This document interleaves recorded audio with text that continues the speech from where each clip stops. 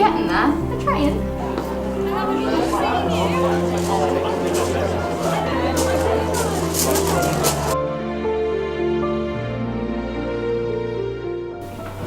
Ma, are you ready? I think we're good. Yeah?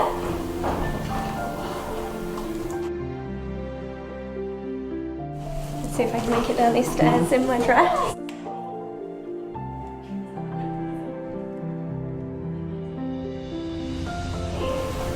Oh wow!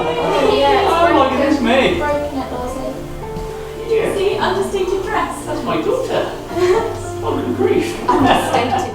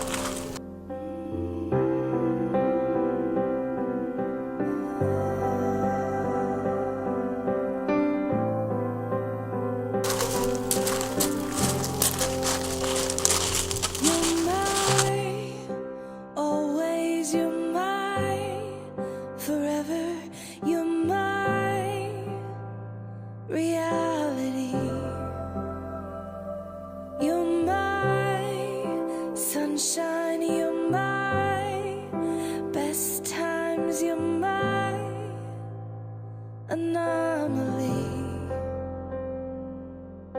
and I'd choose you in 100 lifetimes. I'd choose you in 100 worlds. I'd find you. And I'd say I do for the rest of my life with all that I have. I think everyone can take their seats now and then. My speech started a couple of months ago where I spoke to Ben and I said, Ben, I'm not a vicar. What would you like me to talk about? And Ben, after pausing for thought, said, love. Love is obvious. It's self-evident. We don't need to think about it. We do not need to try and bother ourselves with any tiresome formulas. Love is universal and obvious in the study. It's too unique to possibly classify in a simple word. Carl Jung, the famous psychologist, simply reached for the abstracts and he said that those that are in love are like an overfilled glass, full of life's potential. Today, sharing the joy of Ben and Emma because it in some ways reflects our own joy and our own understanding of love. This is a poem that I have tried to write-ish with my lovely brother-in-law Sam, so yeah, just give it a go, see what you think. I stand here on this special day, full of love and pride, with all our friends and family who have come from far and wide, to tell a tale of love and how Bema came to be, and why we're all sitting here at wedding number 3. Well, these two love to be different and have never followed suit. They got married at Niagara Falls, and it must have been a hoot. I imagine that Ben looked at Emma, and Emma back at Ben, and together in unison they said, let's do that again. Over they flew to Samui for a ceremony in style, with perfect golden beaches and an ocean view for miles. The scenery was perfect, enough to turn anyone to mush. The only thing that wasn't great was when Tom got Asian flush. Actually, I tell a lie, there is more to this trip than you think. Dodgy Tums from Mr. Young's sure did cause a stink. Cluedo murders left and right, left and right caused nerves to run amok, not to mention the bride herself had her own stroke of bad luck. I really am very fine, she drunkenly proclaimed to all, after walking hell for leather, straight into a massive glass wall. Not to be outdone, Cal's attempt is even finer, as the very next day she did the same and spent the rest of the trip with a shiner. The stag and hen parties were quite a sight to see. All I'll say is that they were different, and I'll explain why tactfully. The hens, they played with fire, and it was a sight not to be missed, while the stags were downing pints, until they all got good and Not content with waterfalls or a wedding on the beach, they decided to have a ceremony within slightly closer reach. And that is how we arrived at this day we are lucky to share. Kardashian wannabe, wedding loving, continent hopping pair. But now for the soppy bit, the part you will want to hear about these two lovebirds who we all hold very dear. If weddings are about friends and family, love and having fun, then it makes sense that these two would want to have more than one. If weddings were a measure of how much you love each other, well then, the only way to end is by saying, you should probably have another.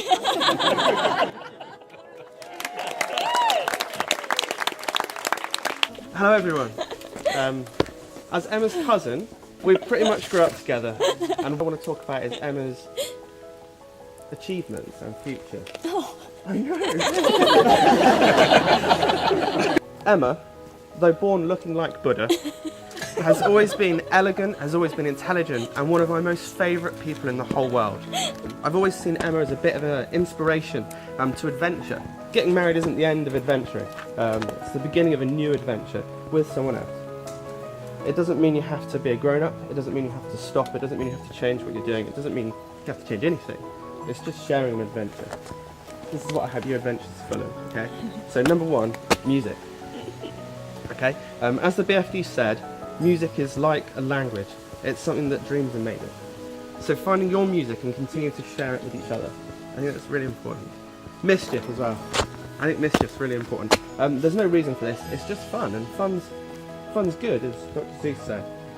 Love, though probably the most obvious thing to say. A good adventure is full of love. Love is the main part of this adventure, really, isn't it? And the last thing is honesty. And I am going to end this on an anecdote. About 15 years ago, maybe more, we were flying a kite in the field. It got to Emma's turn, and I felt like she had a turn that was maybe slightly too long.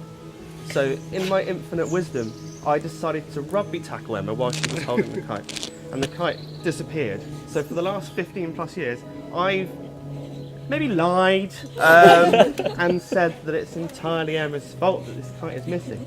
So my present to Emma is, I'm so sorry, Gran.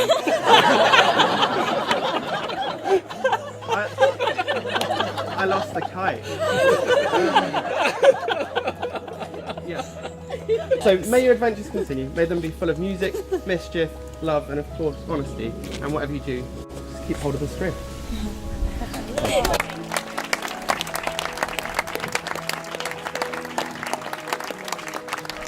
That's ready.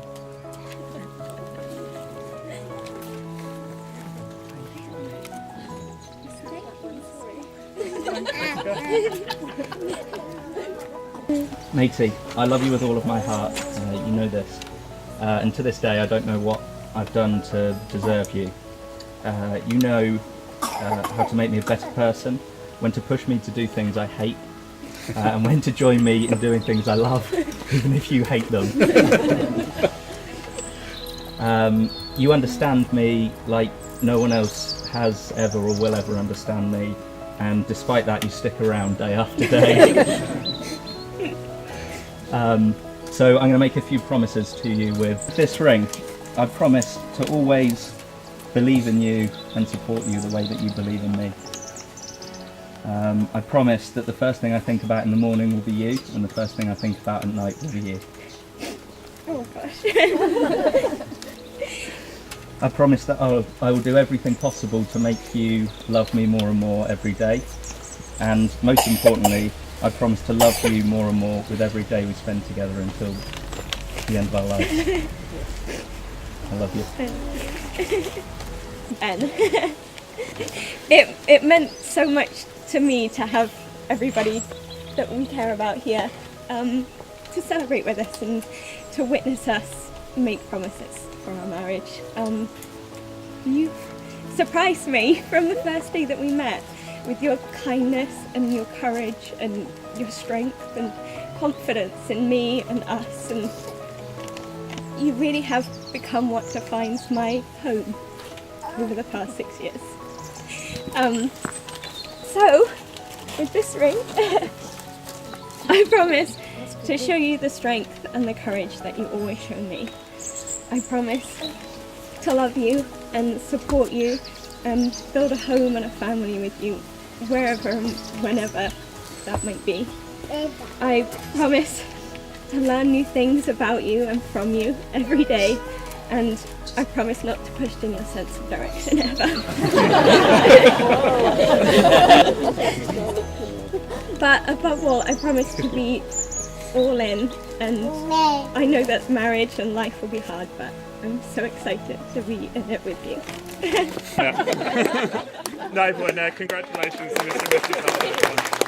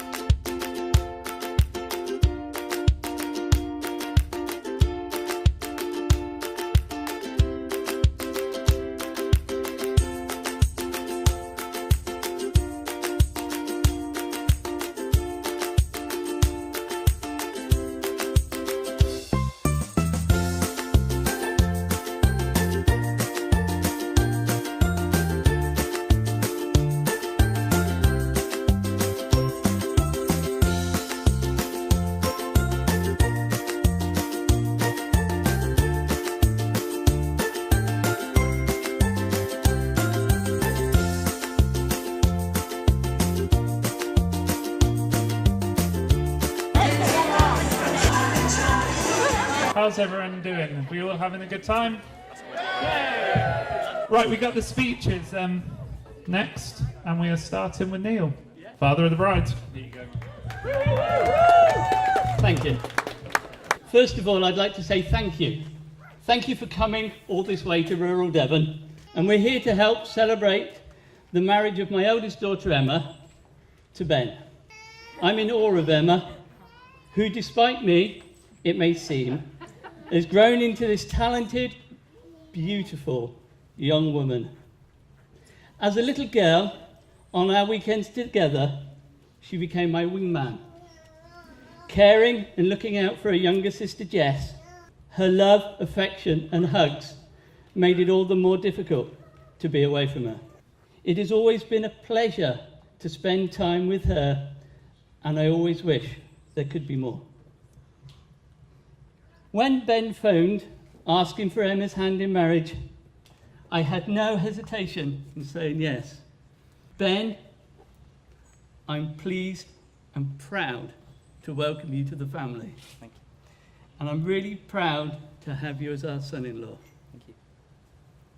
Please take care of Emma. And I hope your marriage is long and happy and a source of pride to you both. To the future health and happiness of Emma and Ben. Emma and Ben. Thank you very much, everybody. Thank you. Thank you. Cheers. Thanks. Growing up, Emma has been my role model, inspiration, and kind of a second mum to me. I'm so happy that she has found someone like Ben to care for her and look out for her the way she has always done me. Thank you both for inviting me to be a part of your special day, and I truly wish you all the happiness as you continue on the journey. I love you both lots, and I'm already looking forward to wedding 4.0.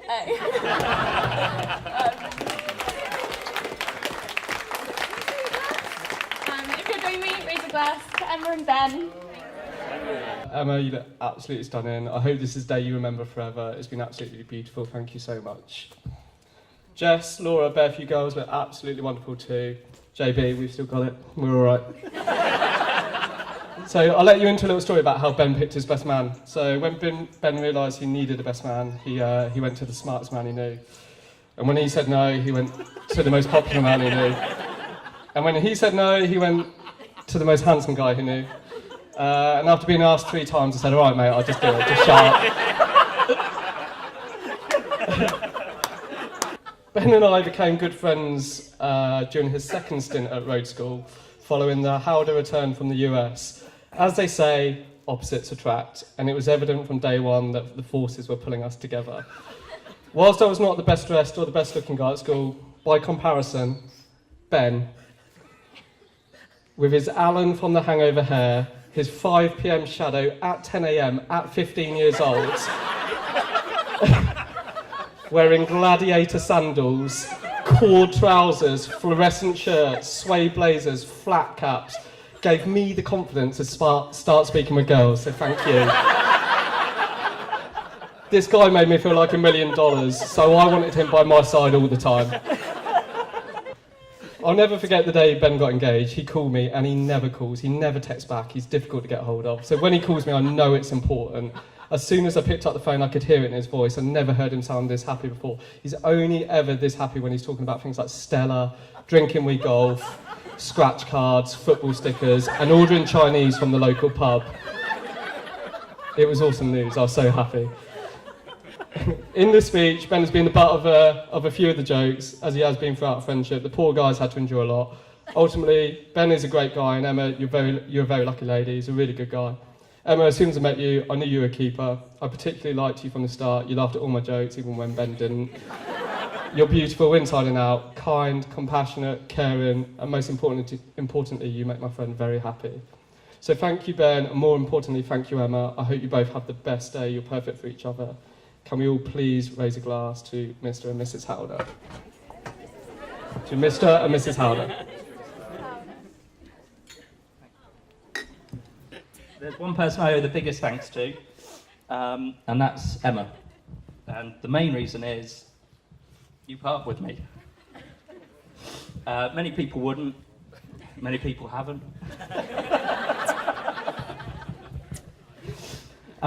So whilst I am the luckiest man in the world to have been able to marry Emma once and then twice and now a third time, it wasn't particularly easy, particularly from the start. I remembered a conversation that we had had on the first evening together. Even though we had only just met, sat in that second floor Beijing restaurant, I had opened up my heart and confided in her like I had never confided in anyone before. I'd spoken openly about a fear so ingrained in my psyche I felt I was beyond help. Something that I considered so awful that no one in the world would ever convince me to attempt to get over it. And she had taken me at face value in the ensuing month, maybe week, maybe 2 days, whatever it was. Not once pushing the matter. That fear, of course, was riding Chinese public transportation. Back on that dusty Beijing road, waiting to go to the tea market. I've tried to flag down the first cab, no luck. Second cab, no luck. Third, no luck. I decided it was my time to step up and show Emma how far I would go to prove my worth. Through gritted teeth, but with a determination to get the girl, I suggested we should get the bus there. Job done. I could see in her eyes straight away that we would never look back. Full disclosure, we got about 2 stops. It was too much for me. We got off and we flagged a taxi there. I understand that this closing sentiment means a lot more to Emma than it probably does to anyone else here. But my love, if I had to ride a Beijing bus every minute of every day for the rest of my life and have you beside me, I wouldn't give it up for the world. I love you and I can't wait to start our life together. Love you, matey.